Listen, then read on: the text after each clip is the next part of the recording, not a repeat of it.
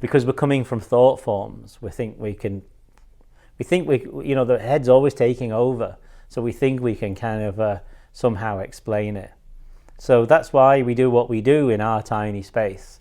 We actually hold the space so that you can experience. But the next step, I say it every time, but the next step is action. It's always going to have to move into action because we live in form.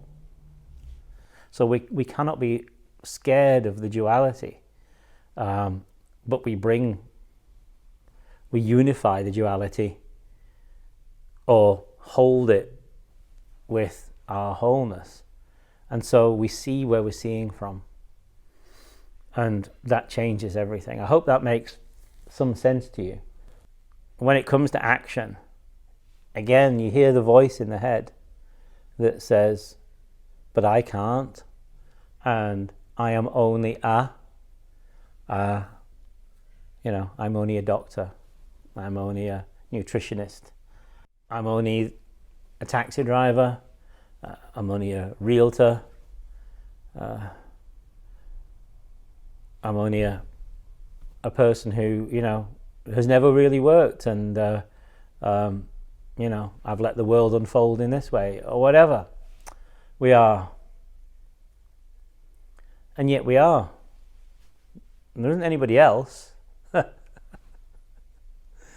And so the little things that we are it. That's our way. And again, the mind cannot formulate how we might do something. If anything, it says, no, you're only this, therefore you can't contribute. And it's not about what you say. It's not about what you say or how you convince somebody else. But there is action that can be taken through you. And it will have to be what it will be, but it's better than not. You get yours, you do yours.